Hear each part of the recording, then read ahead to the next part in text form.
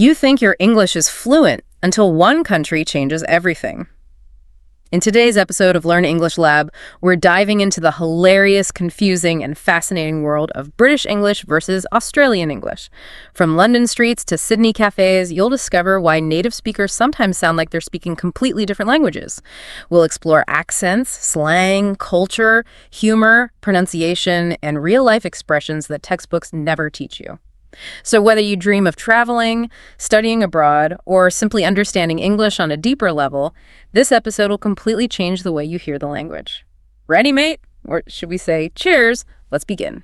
Welcome to the deep dive. And, the stakes for this specific topic are just incredibly high for language learners. We really need to establish why this matters to you right out of the gate. Right, because this isn't just about sounding cool at a party, is it? No, absolutely not. I mean, if you're prepping for a standardized test like the IELTS or the TOEFL, both of these accents are heavily featured in the listening sections. If you miss the cultural nuance, you basically miss the answer. Which is terrifying if you've only ever studied one specific type of English. Spot on. But even beyond the exams, say you're planning to study abroad in Melbourne or Manchester, or you're entering an international workspace. Yeah. Understanding this divergence is essentially your survival guide. Yeah, because it goes way beyond just, avoiding an embarrassing misunderstanding at a restaurant. Undeniably. Grasping these differences is how you build true cultural fluency. It's the invisible key to actually connecting with people, reading the room, and feeling like you genuinely belong there. So looking at the historical timeline in our research, it really struck me. I mean, this is essentially the exact same base language, right? Yes, the very same roots. But before we get into the wildly entertaining slang or the pub orders that go completely wrong, we have to figure out how a single language fractures into two distinct realities. I mean, we're dealing with the same linguistic raw materials. We are. So why did they diverge so aggressively? Well, that's the perfect starting point. Because we have to view language as a living, breathing organism. It's not static at all. Right, it adapts. Exactly. It grows, it adapts, and it physically shapes itself to survive the environment of the people speaking it. Every community molds its vocabulary to reflect its specific climate, its history, and its daily routines. So when we talk about Australia, we're going back to 1788, right? The first fleet. Spot on. When English arrived on the shores of Australia in 1788, it didn't just step off the boats and freeze in time. It wasn't, a museum exhibit. Right, because that environment was just a massive shock to the system. Oh, undeniably. It immediately faced an environment that demanded absolute adaptation. You're basically taking a language built for damp, temperate, highly structured environments and just dropping it into a harsh, unforgiving, sun-scorched frontier. And that survivalist reality completely rewired the language. Plus, we really have to remember who was speaking it. The English brought over wasn't just aristocratic textbook English. It was a pretty chaotic mix, right? Highly chaotic. You had the flash language of London convicts, which was essentially an underground slang used to evade the authorities. Wow, so it was already a coded language. Indeed. And then you had a massive influx of Irish and Scottish immigrants bringing their own distinct rhythms and, fairly anti-authoritarian attitudes. And they encountered a landscape that English literally had no words for. Without a doubt. The language had to absorb elements from the ancient indigenous languages of the continent just to describe the unprecedented flora and fauna. I mean, there were no English words for a kangaroo or a boomerang. So you take this melting pot of working class dialects, isolate it geographically for a century, bake it in relentless sunshine. And it morphs into a language built fundamentally on resilience and camaraderie. Which is such a stark contrast to the British context. While Australia was developing this egalitarian survival language in the outback, Britain was stewing in centuries of dense, layered history. You're hitting on the core divergence there. British English has a deeply layered story that was heavily regulated by institutions over hundreds of years. Like the printing press, for example. Yes, the standardization brought by the printing press in the 15th century began locking spellings into place. Then you have the monumental influence of William Shakespeare, who was practically inventing the modern lexicon. But the social hierarchy played a massive role too, didn't it? Or the biggest role. You have a rigid, deeply entrenched class system that defined British society. The way you spoke instantly telegraphed your social standing, your education, and your geographical origin. And then the media stepped in to formalize it even more. Right. Later, you get the establishment of the BBC, which created a standardized broadcasting voice that literally set the benchmark for proper pronunciation. The language reflects a very dense, polite, highly structured social history. You know, reading through these historical accounts made me think of a sourdough starter. Oh, really? How so? Well, I love baking, and the analogy just fits perfectly. Imagine you take a single jar of active sourdough starter, like the identical base ingredients, the same yeast culture. Good. I'm with you. You split it completely in half. You take one half and leave it to ferment and rise in the blazing, intense Australian sun, surrounded by red dirt and ocean breezes. Right. Then you leave the other half to stew and ferment in a damp, cool, rainy London kitchen for centuries. When you finally bake those two loaves of bread, you're going to get two wildly different flavors. Two completely different textures and crust, absolutely. Even though they originated from the exact same jar, the environment completely transformed the final product. The analogy is brilliant because it captures the organic nature of the change. The environment alters the chemistry. Yeah. But for the listener trying to navigate these two worlds today, the most immediate visceral shock isn't the history. It's the auditory experience. The way the bread tastes, to use my metaphor. Spot on. It's the accent. It's funny you mention the accent because this is where the research gets really interesting. Yeah. When we talk about how these languages sound, we have to start by tearing down a massive global myth. Ah, the myth of the single British accent. Yes. We hear this all the time in Hollywood movies. A director tells an actor, do a British accent. But based on the linguistics data, that doesn't actually exist as a singular thing, does it? It is a complete fiction. The idea of a uniform British accent is largely a Hollywood invention. The United Kingdom is actually packed with incredibly diverse, dramatically different regional dialects. So it's incredibly localized. Undeniably. Because of that long, localized history we just discussed, communities that are separated by a mere 50 miles can sound like they're speaking entirely different languages. Especially to an untrained ear. Exactly. Before mass media, people didn't travel far from their villages, so their accents fermented in total isolation for centuries. Let's actually walk the listener through this menu of British accents. When an English learner turns on a British film, what are the distinct soundscapes they're actually encountering? Well, the most vital one for a learner to recognize is received pronunciation, commonly known as RP. This is your baseline. That's the classic BBC one, right? The King's English. Spot on. What makes RP unique is that it is non-regional. It doesn't reveal what town or county a speaker is from. Traditionally, it indicated a specific level of elite education or high social standing. Okay, so this is the polished, precise accent you hear in your language textbooks. Yes. If you imagine a very crisp, measured voice saying, "The weather is rather dreadful today," with perfectly sharp consonants, that is RP. Right, that's the textbook audio we all know. But the second you step out of that pristine BBC studio and walk onto the streets of East London, that textbook audio just shatters. And you run headfirst into Cockney. Which is so different. It's the iconic historical working-class accent of London, and it operates on a completely different mechanical rhythm. It's famous for a phonetic feature called H-dropping. Meaning they just ignore the letter H entirely? Pretty much. They don't pronounce it at the start of words, so hello becomes hello and house becomes ouse. It also relies heavily on intricate rhyming slang. Which was originally designed to confuse the police, right? Indeed it was. For example, a Cockney speaker might ask, "Evan a bubble, are ya?" Wait, having a bubble. Like a bubble bath. Spot on. The phrase bubble bath rhymes with laugh. So having a bubble means having a laugh, which translates to, "Are you joking?"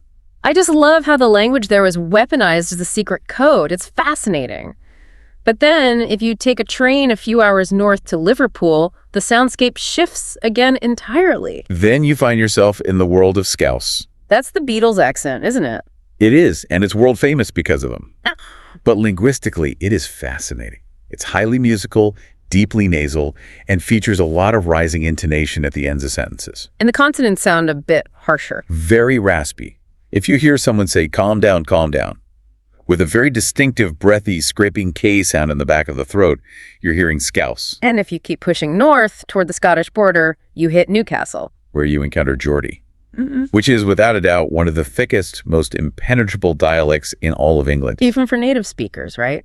Oh, absolutely. Even native British speakers from the South often struggle to understand a thick Geordie accent. Because Newcastle was historically somewhat isolated, the dialect retained a massive amount of ancient Viking and Anglo-Saxon vocabulary. That died out everywhere else. Yes. So if a Geordie tells you to gan canny, They are using old roots to tell you to go carefully or take it easy. And we have to give a quick disclaimer here for Scotland, because Scotland is its own distinct country within the UK. Right, and Scottish English is a completely different phonetic beast. It's just entirely distinct. It really is. Scottish English uses beautiful rolled R's. They have completely different vowel shifts and a very localized vocabulary. They use we to mean small, and they deploy the word brilliant with astonishing frequency. So with all of that chaotic variety, if I'm a listener preparing for a university exam or a corporate business meeting in London, where should I actually be spending my energy? For almost every English learner, the most practical, universally understood, and commonly tested accent is received pronunciation. That's the dialect used in formal corporate settings and standardized testing. Okay, so let's put RP under the microscope. I really want to understand the physical mechanics of it. How do you actually produce that sound in your mouth? To master the sound of RP, you need to understand 4 specific phonetic features. The first, and most defining, is that RP is non-rhotic. Let's break that term down, because non-rhotic sounds like a medical condition. It does, but it's a fundamental concept in linguistics. A non-rhotic accent means the speaker does not pronounce the letter R when it appears at the end of a syllable or before a consonant. So the word car is not pronounced with a hard, curling R at the end, the way an American would say it. Exactly. The R just dissolves into a soft, open vowel sound. It becomes ka. The word water becomes wota. Better becomes beta. The tongue stays flat rather than curling backward. It is so interesting that dropping a sound actually makes the accent sound more formal, so the ends of the words are soft. But the middles of the words feel incredibly sharp to me. You're picking up on the second feature there, crisp, plosive consonants. In RP, the letter T in the middle of a word is fully and sharply articulated. Whereas in American or Australian English, that T often softens into a D sound, right? Like butter sounds like butter. Spot on. But in RP, you strike the roof of your mouth sharply with your tongue, BUH2. It's precise and percussive. Got it. Non-rhotic R, percussive T. What is happening with the vowels? Feature 3 is the flat, elongated A sound. For words like bath, grass, dance, and castle, RP speakers use a deep, long ah sound, produced much further back in the throat. So it's bath, grass, dance. Undeniably. And what about the overall melody, the music of the sentence? That's the fourth feature. RP utilizes a very measured, formal intonation. The pitch of the voice tends to rise and fall in a highly structured pattern. So it doesn't bounce around erratically. No, it glides down at the end of statements, which psychologically projects authority, finality, and confidence. So that is the blueprint for the damp London kitchen. Now, we need to take a massive flight across the globe to Sydney. Let's do it. Because I really want to unpack the Australian accent. Looking at the media landscape, this accent gets heavily stereotyped. Oh, incredibly so. People think it's just yelling about crocodiles, and they completely miss the actual linguistic structure of it. You're hitting on something crucial. The Australian accent is distinctive, and yes, it falls victim to broad caricatures. But from a linguistic standpoint, it's a fascinating, highly consistent system of sounds. It's not just random slang. Not at all. It's just as rule-bound as British RP. And much like Britain, linguists generally divide Australian English into 3 broad categories. Walk us through the 3 tiers. First, you have Broad Australian. This is the accent most associated with the international stereotype. It's prevalent in rural areas, the outback, and among working-class speakers. Think of the classic Crocodile Dundee voice, right? Spot on. The vowels in Broad Australian are extremely stretched out and quite nasal. Second, you have General Australian. This is the dominant accent today. So this is what most people sound like. Yes, it's spoken by the vast majority of the population, especially in massive urban centers like Sydney, Melbourne, and Brisbane. It's a cleaner, slightly faster accent. This is what you'll hear on Australian national television news. And what's the third word? Finally, there's Cultivated Australian. Cultivated sounds very fancy. It is very fancy. Cultivated Australian is a historical prestige dialect that leans heavily toward British RP while retaining just enough Australian vowel flavor. Was that popular historically? It was very popular in the mid-20th century among politicians and actors who wanted to sound upper class. But it has largely faded away today as Australia has proudly embraced its own independent linguistic identity. So if we take General Australian, the most common one, and we compare it to that crisp, formal British RP, what are the physical mechanics changing in the mouth?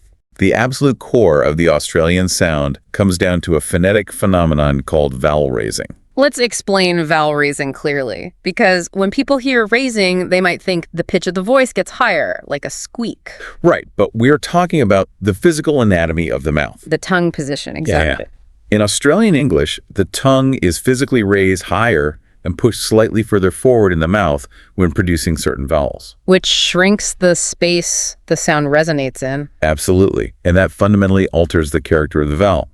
The sound that an American or British person makes for the A in mate starts with the tongue relatively low. But an Australian raises the tongue. Yes, shifting the sound closer to an I or an oi. So a word like today shifts entirely. It physically shifts in the mouth to sound like titty. And mate resonates as moit. The entire vowel chart is essentially rotated. That is a massive shift for a learner to decode on the fly. But what about the melody of the sentence? Because I remember visiting Sydney, and I spent the first 3 days feeling like everyone was constantly asking me questions. Even when they were just telling you a story. Exactly, even when they were just telling me what they did over the weekend. Ah, you experienced the high-rising terminal, or HRT.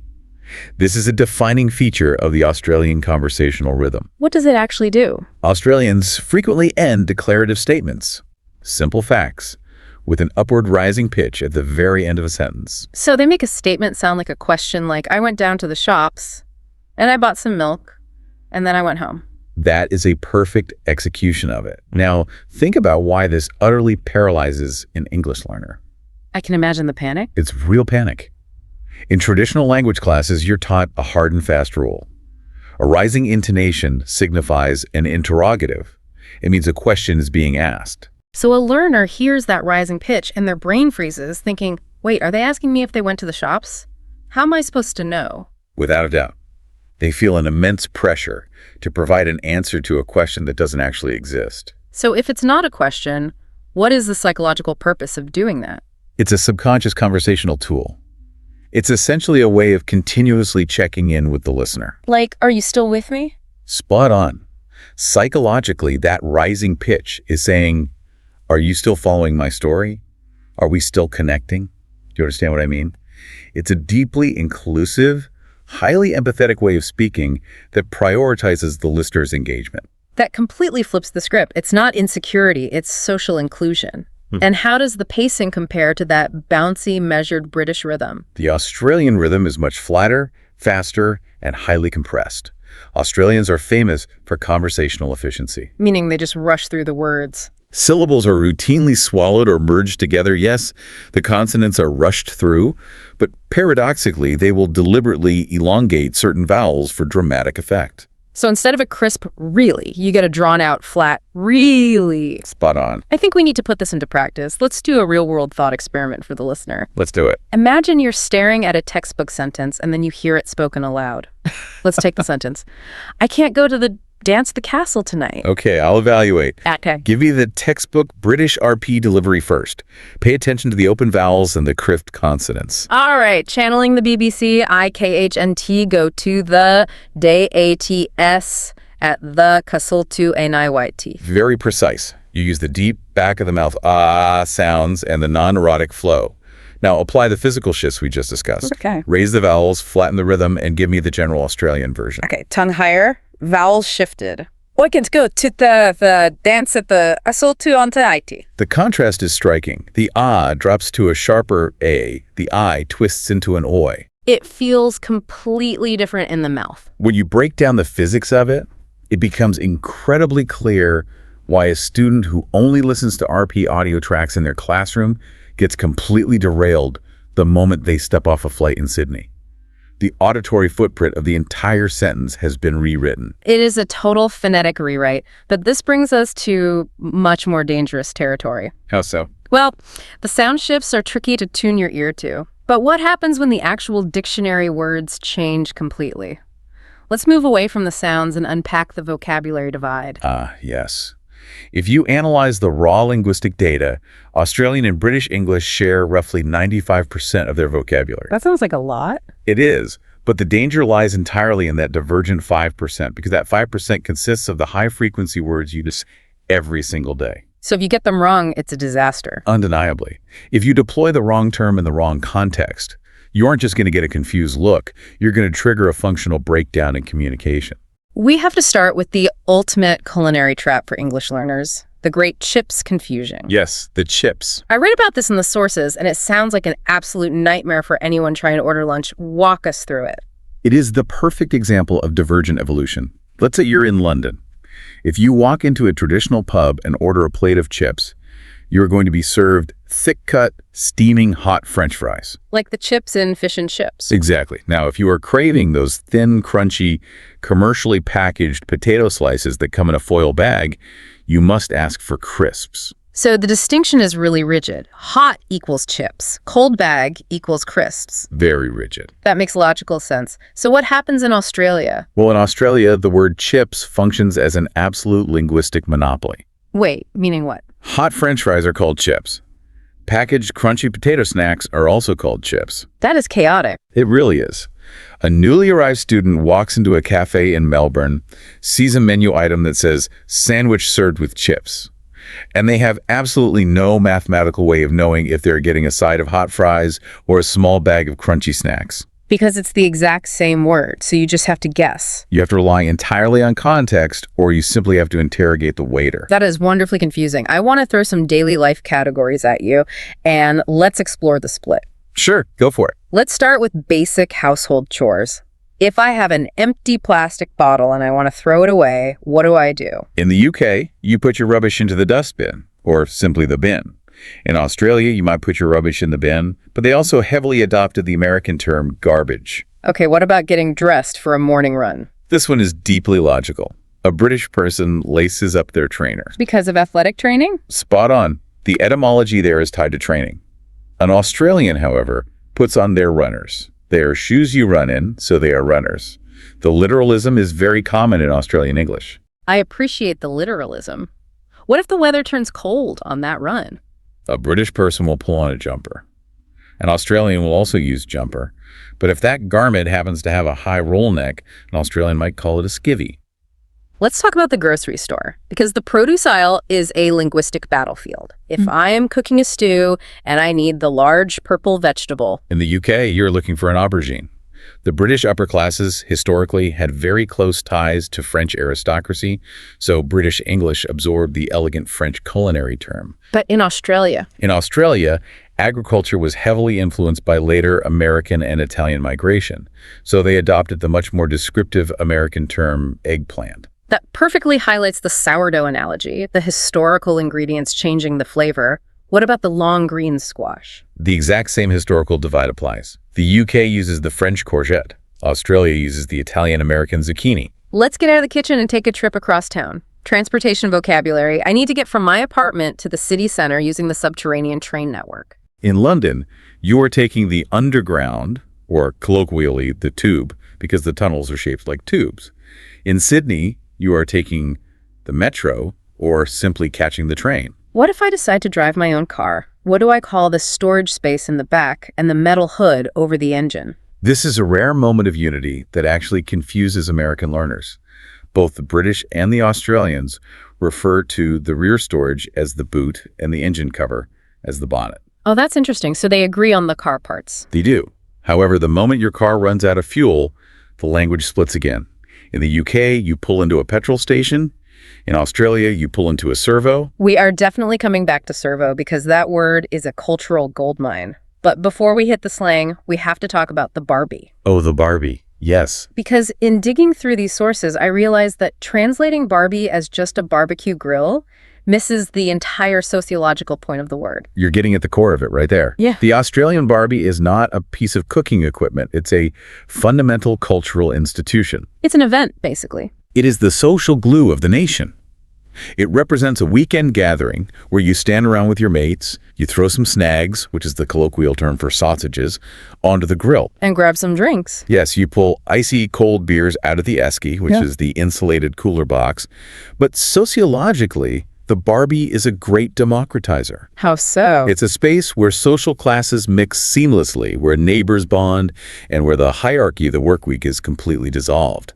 If you understand the word Barbie, is to understand the Australian ethos. That paints such a vivid picture of the lifestyle.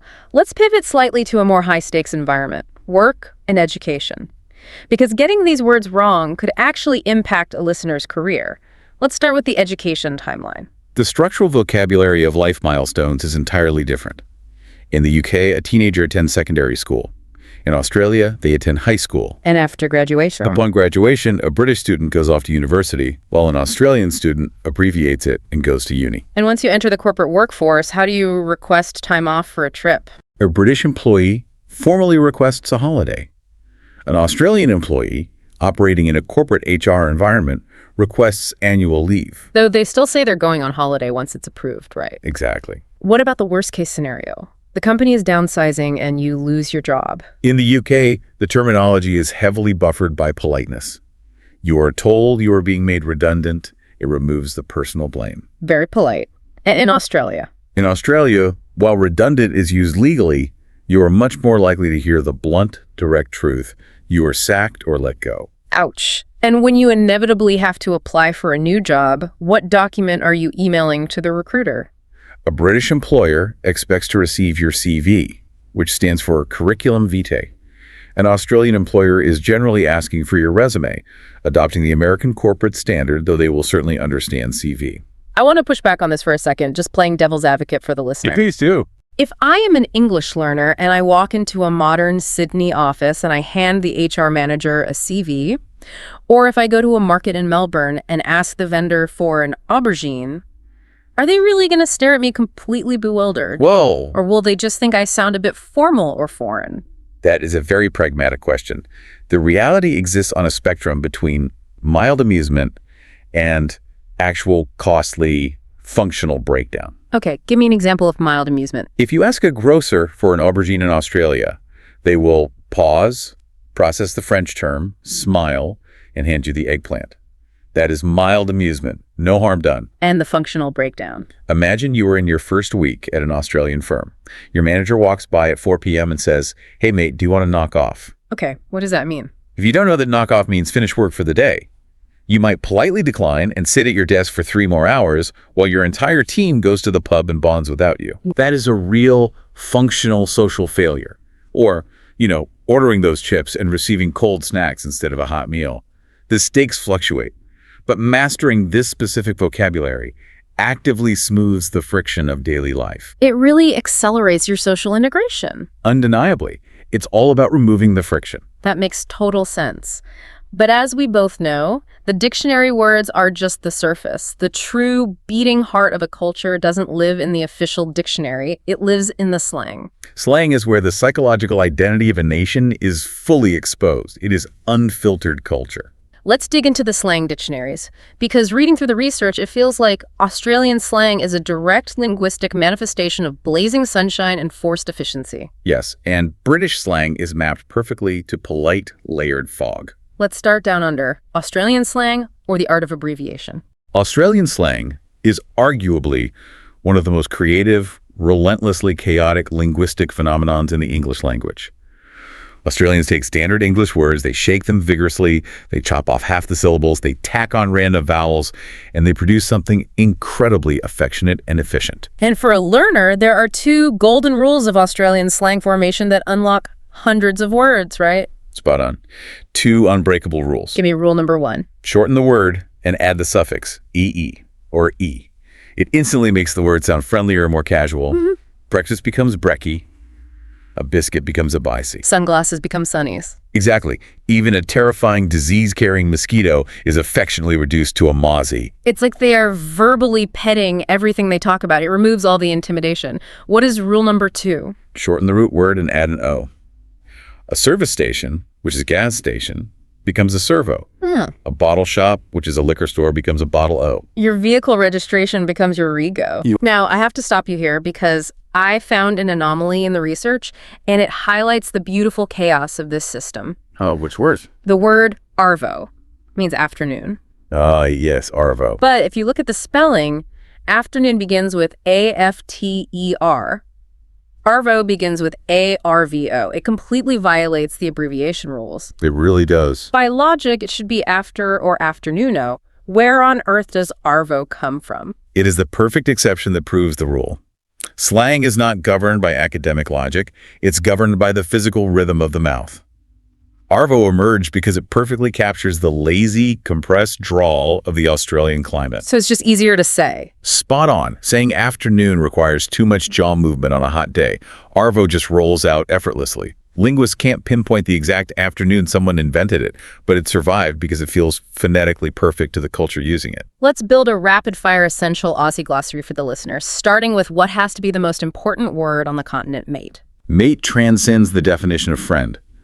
In Australia, it is a profound declaration of social equality. When an Australian calls a complete stranger mate, they are flattening the social hierarchy. It's a sign of baseline respect, right? Immediate warmth and respect. The billionaire CEO is your mate. The barista making your coffee is your mate. The taxi driver is your mate. Which is very different from the UK. Very different. In the UK, calling a stranger mate is much more strictly associated with working-class environments or male-dominated pub culture.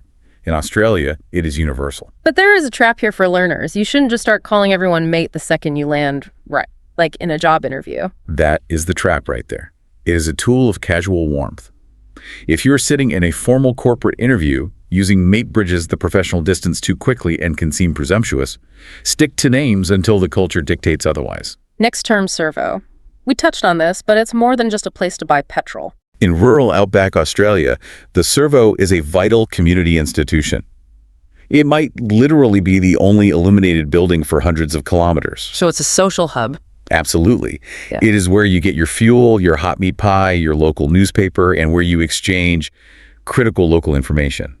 It carries a cultural weight that a simple gas station does not. Next one, mozzie. Short for mosquito. But knowing this word is a cultural survival tactic, the mosquitoes in Australia are notoriously aggressive. Complaining about the mozzies at a barbecue is essentially a national pastime. So it's a shared struggle. Yes. When a learner uses the word mozzie, it signals that they understand the shared struggle of the environment. It shows you belong. And now for the phrase that I think genuinely defines the entire nation's philosophy, no worries. No worries is the ultimate linguistic lubricant in Australia. It translates to, don't worry about it, you're welcome, everything is fine, and no problem. But deeper than that. Deeper than that, it encapsulates the deeply ingrained, laid-back attitude of the culture. It is deployed to instantly diffuse any social tension, to smooth over awkwardness, and to express gratitude. It is an entire Stoic philosophy of life compressed into 2 words. Though, again, maybe don't look at your university professor and say no worries when they ask why your final thesis is 3 days late. Well, context is everything. It deflects tension, but it doesn't excuse negligence. Fair enough. Last Aussie term, bogan. This one seems a bit loaded. It is a highly complex sociological term. A bogan is roughly equivalent to a redneck in American English or a chav in British English. So is someone perceived as unrefined or crude? Exactly. But crucially, in Australia, the term is frequently embraced with genuine affection. There is a cultural belief that having a little bit of bogan in you is actually a good thing. Like being loud and unpretentious. Right. Refusing to put on airs, maybe wearing your thongs to a slightly too nice restaurant, it's just a symptom of being authentically, unapologetically Australian. I love how they flip an insult into a badge of honor. Okay, let's put our raincoats on and head back to Britain. We covered the warmth of Australia. Let's talk about the art of being British. If Australian slang is designed to strip away pretense and be direct, British slang is built on intricate layers. It's polite and subtle, right? Very subtle and entirely defined by a very dry, specific, self-deprecating sense of humor. Let's build the essential British glossary. Term 1, cheers. In America or Australia, cheers is almost exclusively used when clinking glasses before a drink. In the UK, it is a complete, all-purpose social survival kit. It means a toast, obviously. Yes, but it also means thank you. It means goodbye. And it means you're welcome. A learner could theoretically navigate an entire day of interactions in London using nothing but the word cheers with varying inflections. Term 2, brilliant. A literal translation of brilliant implies high intellect or blinding, glowing light. But in everyday British slang, it has been diluted to simply mean great or excellent. Give me an example. If you hand a British colleague a stapler they asked for, they might reply, "Oh, brilliant." It sounds incredibly enthusiastic to an outsider, but it is totally devoid of its literal magnitude. Term 3, knackered. I want to talk about this one because the history behind it is so intensely dark, and yet they use it so casually. It means to be entirely exhausted, but the etymology is wonderfully grim.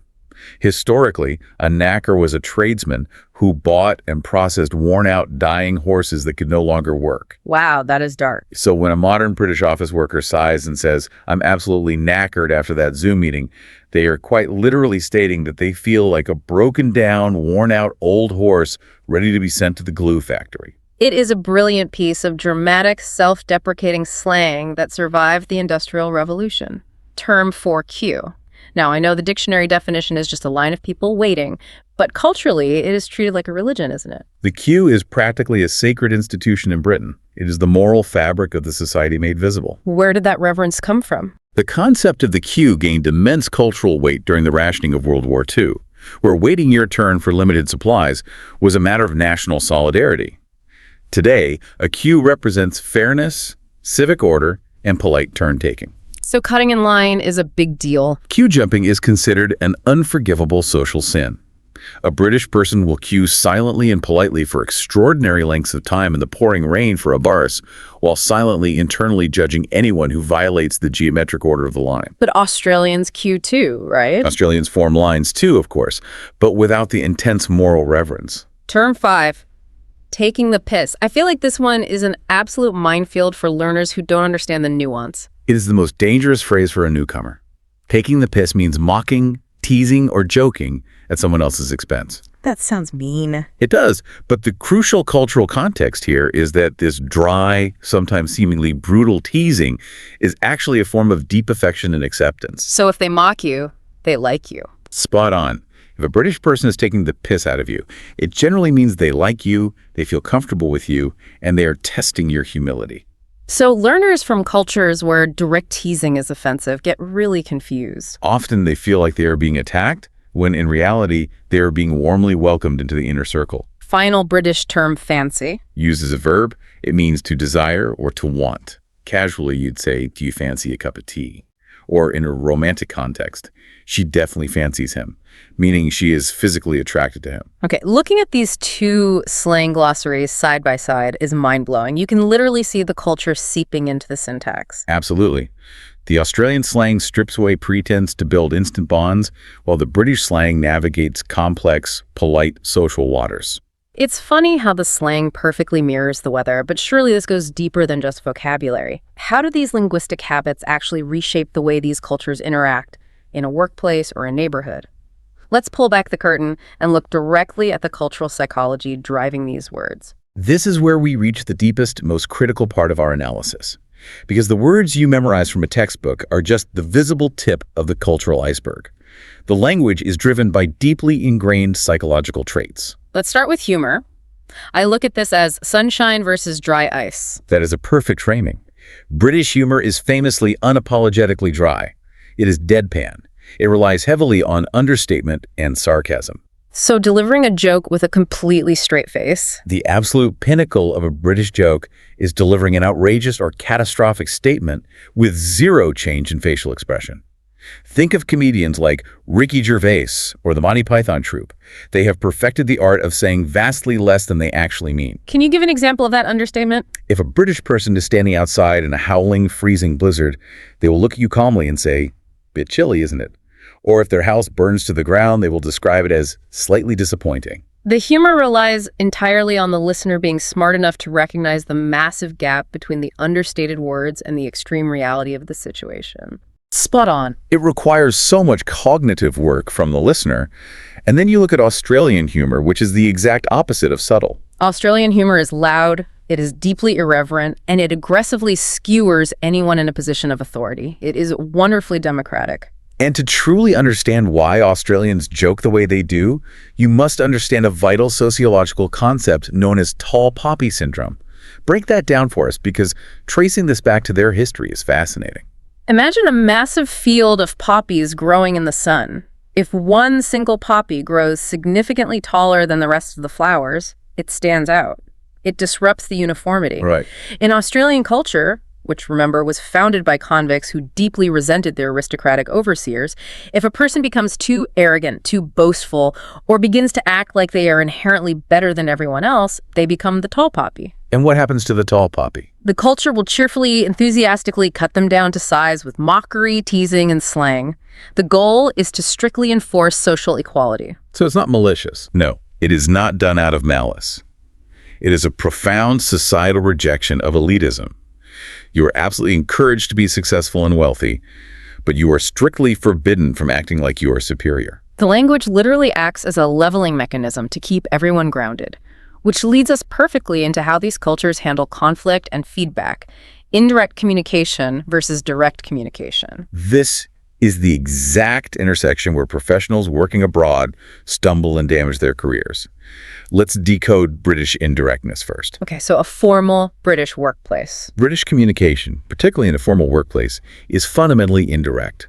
It is driven by a deep historical anxiety about causing embarrassment or loss of face. For themselves or the other person? Both. So if I pitch an idea to a British boss and he says, that's quite an interesting idea, What does he actually mean? he means, I disagree entirely and we are absolutely not doing that. Wow. What if he says, I might be wrong, but... He means, I am completely, indisputably right and you are entirely wrong, but I am pretending to be uncertain to soften the blow to your ego. I'd actually push that a step further with my favorite example from the sources. What if a British manager looks at your project and says, that is a very brave choice? Oh, that is the ultimate devastating polite insult. It means that is a terrible, disastrous decision and you are a fool for making it. But they say it so nicely. The indirectness acts as a protective wrapper, saying your idea is bad feels far too confrontational, too vulgar, and too American for a traditional British office. Wrapping the criticism in layers of polite qualification is considered the height of good manners. But the Aussies, they don't use the protective wrapper at all, do they? Not in the slightest. Australians value straightforward clarity over saving face. So how do they give bad feedback? If an Australian manager thinks your idea is bad, they look you directly in the eye and say, mate, that's a terrible idea. But, and this is the crucial cultural caveat, they will usually add a grin and say, no offense. And it isn't meant to be aggressive or humiliating. Not at all. It is just honest. The culture operates on the assumption that the interpersonal relationship is strong enough to handle direct, unvarnished truth without everything falling apart. This brings up the daily social contracts of friendliness versus privacy. The research contrasted a small Australian town with the London Tube, and it blew my mind how differently they view the concept of respect. Yes, the definition of respect is basically inverted. Let's look at Australia first. In a small Australian town, or even in many neighborhoods of Sydney, the social contract demands openness. Strangers will pass you on the sidewalk and say, G-Day. They will casually ask how your morning is going. So the warmth is immediate, and the community feels instantly accessible. Exactly. It traces back to that frontier mentality where you literally needed your neighbors to survive the harsh environment. Now, if you take that expectation of instant verbal warmth and try to apply it on the London Underground during rush hour, you are going to be deeply, deeply shocked. Undeniably. Because I've been on the tube. The golden rule, which everyone silently agrees to, is you do absolutely not make eye contact. You look at your phone, you stare at your shoes, or you look at the blurry advertisements outside the window. You pretend you are entirely alone. And here's where we must validate both approaches, because learners often misjudge this. The London approach is not rude. It's not. No, it is a highly evolved, deeply necessary coping mechanism for existing in a historically dense, incredibly crowded, class-stratified metropolis. Because you're just surrounded by people constantly. Spot on. When you are crammed into a metal tube underground with hundreds of strangers inches from your face, ignoring them is actually the most polite, considerate thing you could possibly do. It is a profound demonstration of respect for personal boundaries and privacy. Neither culture is wrong. They just have completely opposed definitions of what constitutes public respect.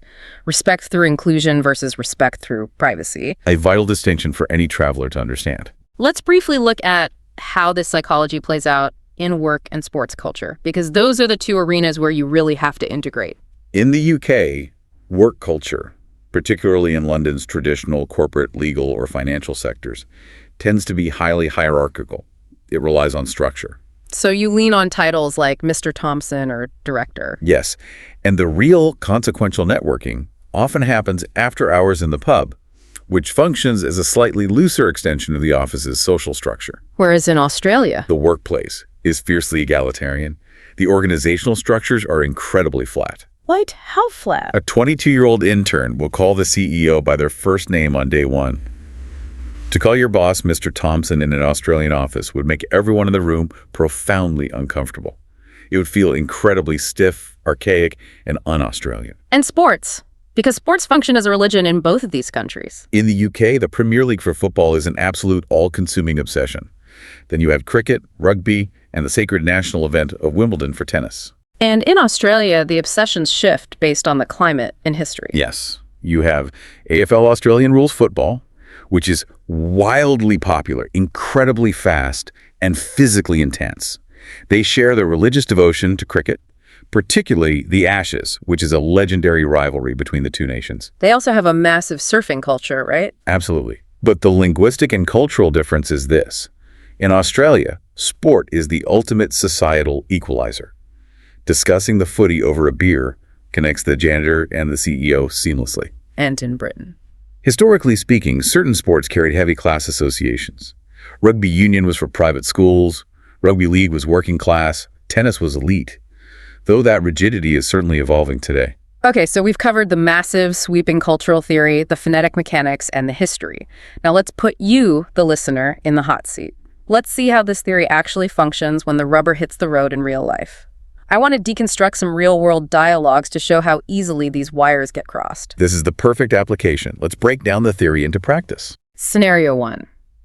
A bustling cafe in Melbourne. A British tourist walks in and approaches an Australian local sitting at a table. The Brit says, "Excuse me, terribly sorry, is this seat taken?" The Aussie looks up and replies, "Nah, go for it, mate, you're right." Let's pause right there. The Aussie said, "You're right." What does that actually mean? Because he didn't ask a question about being right. This specific phrase confuses so many learners because they try to translate it literally. The Aussie isn't saying you are factually correct about the seat. So what is he saying? In Australian slang, "you're right" is a phrase of reassurance. It means you're fine, don't worry about it, or it's okay. It is a casual, friendly dismissal of the Brit's overly polite apology. Okay. So the Brit sits down and says, "First time in Australia, actually." And the Aussie replies, "Fair dinkum, how you finding it?" Fair dinkum, a classic quintessential Australian idiom that goes back over a century. It simply means genuinely, for real, or is that the absolute truth? It is an expression of authentic interest and surprise. And finally, the Aussie says, "You keen for a coffee? I'm grabbing a flat white." Keen for means are you interested in? And the flat white is Australia's greatest modern export to the global culinary scene. It's an espresso-based drink with microfoamed milk that was perfected in Australia and New Zealand and has now conquered coffee shops worldwide. Let's look at Dialogue 2, which highlights the difference in ordering food. In London, the customer steps up to the counter and says, "Could I have the fish and chips, please?" The waiter replies, "Of course." The customer ends the transaction with, "That'll be lovely, thank you." Notice how they build the sentence. It's all built on, "could I have?" which is highly conditional, very polite and slightly detached. They are buffering the request to soften the demand. And ending with, "That'll be lovely," is measured and respectful. Yes, it maintains a polite distance between customer and staff. Now, cut to a beachside cafe in Sydney. The customer walks up and says, "Hey, can I grab the fish and chips? Cheers." The server replies, "No worries. You want potato scallops with that? They're heaps good today." The customer says, "Yeah, sweet." The contrast is night and day. The Australian uses "can I grab" instead of the conditional "could I have." It is direct physical action. They use cheers instead of please. The server throws in "no worries." The server describes the food as "heaps good," meaning very good, and the customer approves with "sweet," meaning excellent. It is informal, highly energetic, and immediately establishes a peer-to-peer relationship between the customer and the server, completely dismantling any master-servant dynamic. Without a doubt. Okay, Dialogue 3. This is the workplace misunderstanding, and it is a classic. An Australian woman is working in a London corporate office. She walks up to her British boss, Marcus, and says, "Hey, Marcus, I reckon we should knock off early today. The team's been flat out all week." Marcus looks alarmed and says, "Knock off. Has a piece of equipment broken?" This is a perfect disastrous clash of slang. The Australian uses knock off, which casually means to finish work for the day. But to the literal-minded Brit in a formal office setting, To him, knock off sounds like a physical object has been struck and broken off a machine. she realizes the confusion and clarifies she just means they should go home early. Marcus sighs and says, "Well, we've all been quite exhausted." The Aussie smiles and says, "Knackered, you mean?" And they finally find common ground. Exactly. She astutely adopts his local slang, knacker to bridge the communication gap. That adaptation is the ultimate goal of cultural fluency. So, based on all these interactions and historical deep dives, we have compiled the top 5 traps for English learners. These are the specific mistakes you absolutely want to avoid if you want to blend in. Trap number 1, using Aussie slang in formal UK settings. Imagine this nightmare scenario. You are a learner who has been binge-watching Australian reality TV to practice your listening skills. Okay, I have my accent ready. You arrive in London for a high-stakes interview at a prestigious bank. You sit down in the boardroom and excitedly tell the director, "No worries, mate, reckon I'd be Ripper in this role." Oh no, it hurts just to think about it. The interviewer might offer a tight, polite smile, but they will view you as completely unprofessional and uncalibrated. The fix here is vital, right? You must match your register. Slang is incredibly context-dependent. What is charming and warm on a beach in Queensland is a disastrous breach of etiquette in the boardroom in the City of London. Trap number 2, taking British politeness literally. We touched on this, but it bears repeating. You show your architectural design to a UK colleague, they say, "It's quite interesting," and you walk away thinking you are a genius. When in reality, your design has been politely rejected. So what's the fix for this trap? The fix is to learn how to probe gently. If a British colleague gives you mild, qualified praise like "not bad" or "interesting," you must follow up by asking, "Is there anything specific you think could be stronger?" You have to explicitly give them a polite, safe avenue to express their actual criticism without feeling rude. Spot on. Trap number 3, the thong disaster. I promised we would get to this, and it is legendary in the travel community. It is the source of endless comedy. In American English, and widely understood globally, a thong is a specific type of very small, revealing underwear. Yes, which is why it's a problem. Because in Australian English, thongs are rubber sandals, flip-flops.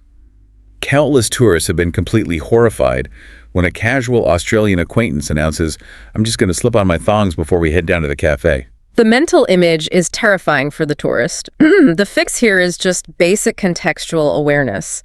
If they are talking about their feet, the hot pavement, and walking to the beach, it's the shoes. Always the shoes. Trap number 4, the transportation confusion of "how you going?" If an Australian walks up to you on the street and says, "How you going?" they are not asking what mode of transit you utilize to arrive at your current location. So they don't care about my bus ride. They are not asking if you took the bus, the train, or walked. "How you going?" is simply the Australian phonetic translation of "How are you doing?" So if you reply "by bus," they're going to look at you like you have 2 heads. The correct answer is always just "good, thanks." Right on the money. And that brings us to trap number 5, mismatching formality. Right. If you are too formal in Australia, you seem stiff, stuck up, and like a tall poppy. If you are too casual in the UK, you seem disrespectful, unpolished, and rude. The fix for this is the greatest tool any language learner possesses: observation. Observe and mirror. So just watch what everyone else is doing. When you enter a new cultural environment, whether it's a pub in Liverpool or an office in Brisbane, keep quiet for the first 10 minutes. Listen intently to how the locals address each other. Do they use titles? Do they use slang? Do they make direct eye contact? Mirror their level of formality until you find your own comfortable footing in that specific culture. Let's do one final real-world thought experiment for the listener to test their new cultural fluency. I love this idea. Imagine you're the listener, stepping off the plane in Sydney tomorrow. Your new Australian friend texts you this exact message. I want you to decode it. Ready? The text says, "Grab your sunnies and thongs. We're heading to the servo, then the beach this arvo." Might chuck a sickie tomorrow, too. Okay, let's translate that into standard textbook English. Get your sunglasses and your flip-flop sandals. We're stopping at the gas station and then going to the beach this afternoon. I might take a fake sick day off work tomorrow as well. If you understood that text message, you are officially ready for a trip down under. So, as we wrap up this deep dive, let's synthesize everything we've uncovered today. The core takeaway here is that English is not a monolith. It is not one single, rigid, unbreakable code. It's constantly evolving. Yes. When the language sailed from Britain across the oceans to Australia and similarly to America, India, and South Africa, it didn't dilute into a lesser version of itself. It became infinitely richer and more adaptable. It absorbed the environment. When you take the time to truly understand the physical mechanics of the Australian accent and the warmth of its slang, You were gaining a passport into a culture that faced a punishing, harsh landscape and responded by building a cheerful, brilliantly resilient, egalitarian spirit. And when you crack the intricate code of British understatement, non-rhotic pronunciation, and dry humor. You unlock access to centuries of literature, comedy, and social sophistication built on elegant restraint. Both of these dialects are incredible, complex tools for a language learner to master. Which leaves me with a final, slightly provocative thought for you to mull over. Think about your own native language for a second, and your own personality. Have you ever noticed that when you speak English with a crisp, polite, restrained British cadence, you actually find yourself acting a bit more formally? Maybe you sit up a bit straighter. That's a very real phenomenon.